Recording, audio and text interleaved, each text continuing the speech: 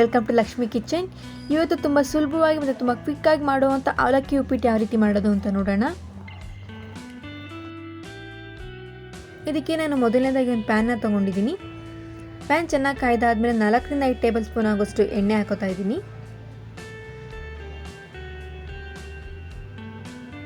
ಎಣ್ಣೆ ಚೆನ್ನಾಗಿ ಕಾಯ್ದಾದ್ಮೇಲೆ ಸಾಸಿವೆ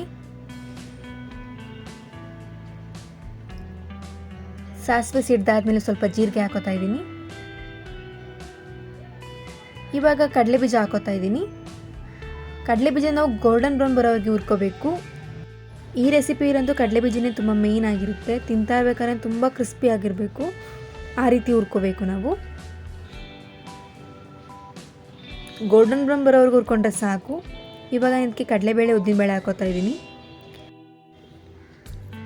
ಇವನು ಅಷ್ಟೇ ಗೋಲ್ಡನ್ ಬ್ರೌನ್ ಬರೋವರೆಗೂ ಹುರ್ಕೊಂಡ್ರೆ ಸಾಕು.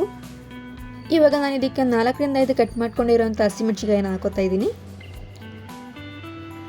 ಒಂದು ಕಡ್ಡಿ ಕರಿಬೇವು,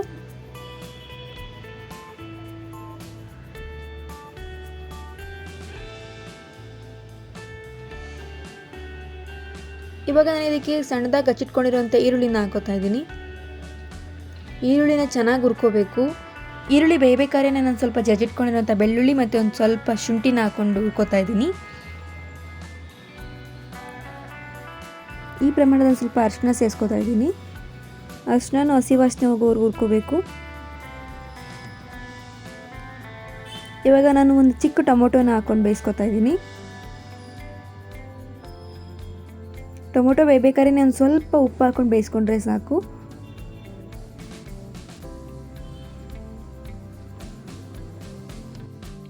ಇವಾಗ ನಾನು ಇದಕ್ಕೆ ಒಂದು ಅರ್ಧ ನಿಂಬೆಹಣ್ಣು ರಸನ ಸೇರಿಸ್ಕೊತಾ ಇದ್ದೀನಿ.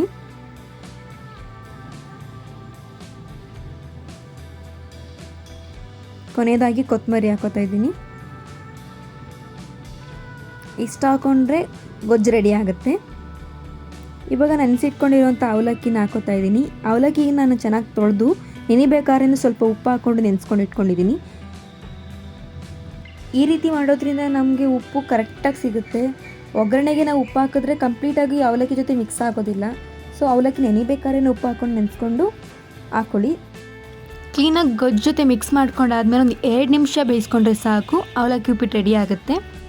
ನೋಡೋದಲ್ಲ ಎಷ್ಟು ಸುಲಭವಾಗಿ ಮಾಡ್ಕೊಳ್ಳೋದು ಅಂತ. ಈ ವಿಡಿಯೋ ನಿಮ್ಗೆ ಇಷ್ಟ ಆಗಿದ್ರೆ ಲೈಕ್ ಮಾಡಿ, ಶೇರ್ ಮಾಡಿ, ಕಮೆಂಟ್ ಮಾಡಿ, ನಮ್ಮ ಚಾನಲ್ನ ಸಬ್ಸ್ಕ್ರೈಬ್ ಮಾಡಿ.